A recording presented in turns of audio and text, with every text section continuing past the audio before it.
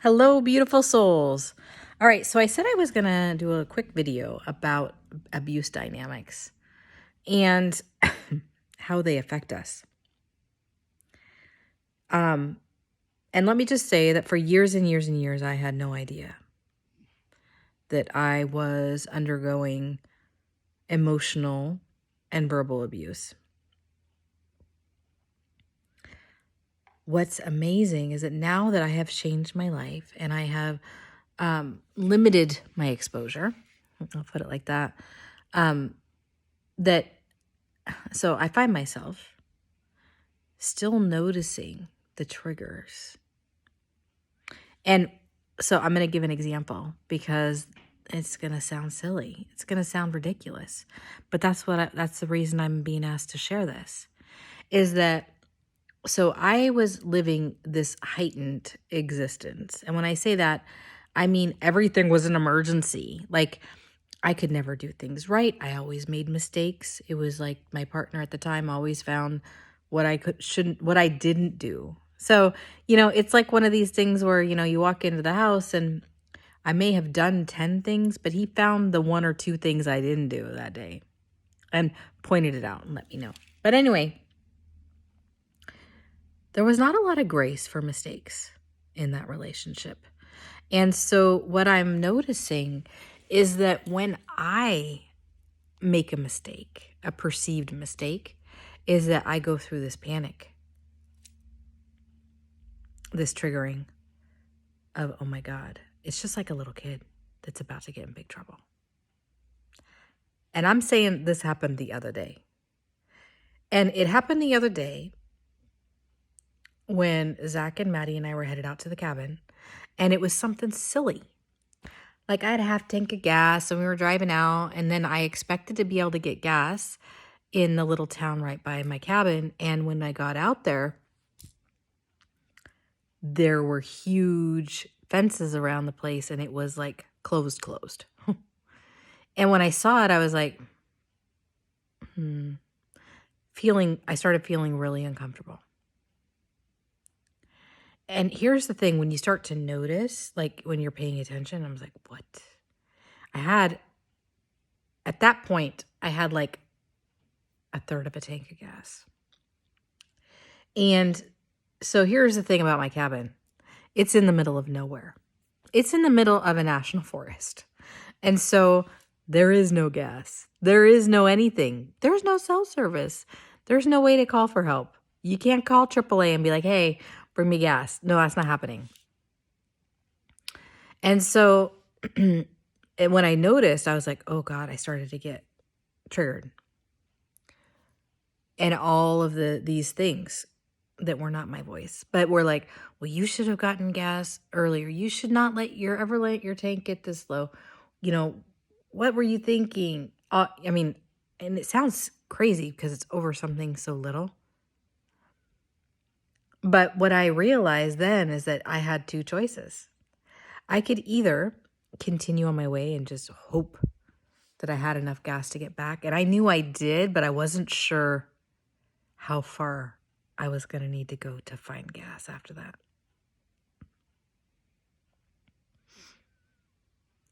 That was one choice. And I almost did it. I don't know how many times I've done that, where I have caused a bigger problem for myself because I was scared to admit that I'd made a mistake because of the situation that I was living in. But anyway, the other choice was to drive back towards civilization as far as I needed to until we found out that there was gas and get gas and then come back. And of course I was telling Zach, I'm like, well, here's what I got going on. He's like the coolest cat. He's like, okay, whatever. And in the meantime, I'm like spinning. And so I started to tell him about it, what was going on with me. And he's like, what? He's like, this kind of stuff happens to people. It's not a big deal. He found the nearest gas. It was like, I don't know how many minutes, like 9 minutes back the other way or something. Not a big deal. And so we went back and got gas. And I know it sounds silly, but this whole thing has stuck with me. The being triggered from the way I was treated for so many years, and it's coming up to be seen in a way, I mean, in a thing like that about getting gas.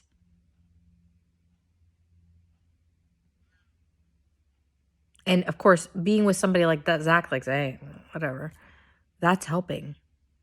That's helping me heal this.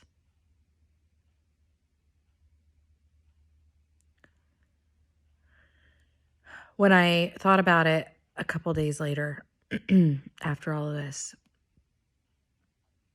first of all, let me say I am glad I'm not continuing to live in that high stress environment where mistakes are not permissible.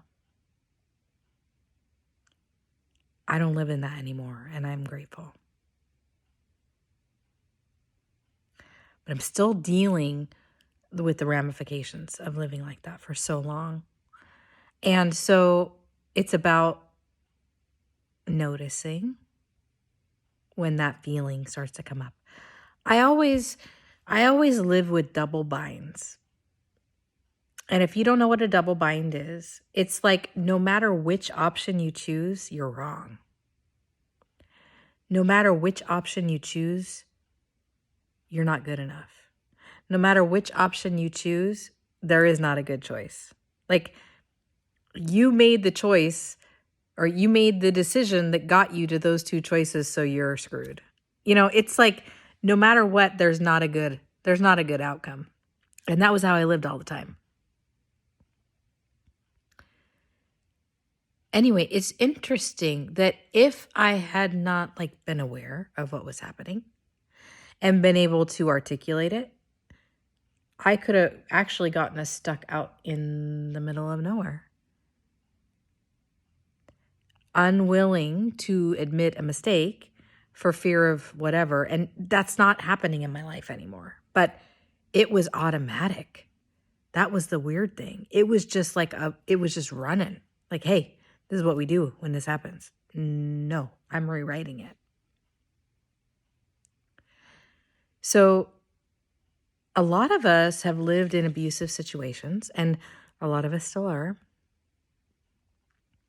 It's one of my callings is to work with people that are overcoming all different kinds of abuse. I've been through almost all of it, and I'm on the other side of it. And I'm not saying that it's not hard to shift, but it can totally be done. And so I say, if you are living in a situation where you feel like you are never right, if you walk into a house, your house, and you're scurrying around trying to get the stuff done because you know that your partner's going to be like, well, you did 10 things, but they noticed the one thing. It's time to reevaluate your relationship.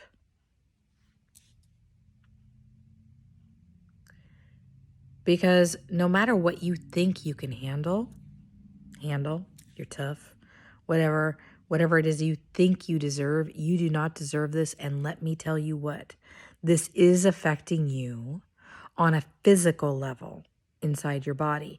Every time that adrenaline gets running, it's really not good for you.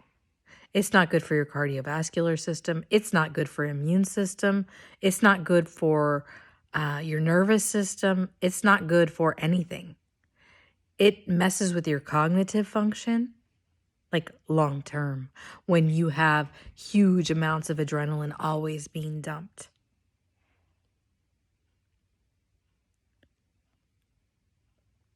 Anyway, that is one of the things that I have been able to transcend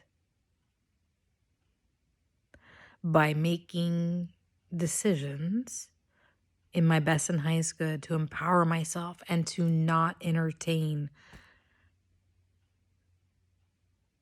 behavior that is not respectful. And let me tell you, it was a long grooming process. I didn't even know what was happening. And you might not either. But you know what? Check your heart rate. If your heart rate is always or a lot of the time over 100, you got adrenaline going. We don't even know when we're living like this. It becomes normal. It's a perverted kind of reality. It's not normal. It's not good for you. It's not healthy. There is nothing that is good for your well-being staying in a relationship like that, where everything is heightened, where you're never seen, heard, felt, nothing. I know. I was there. And now I'm not. And here's the thing. It still comes up every once in a while. Like, wow.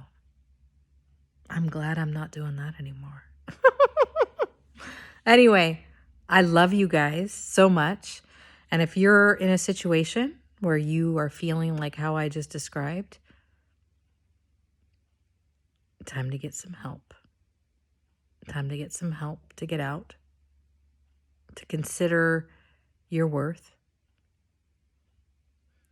You can reach out to me, right? Find a counselor and get some help, because it's not easy to get out of those situations. And the mental looping can be torture. So get some help getting out of those loops. I love you guys. Bye.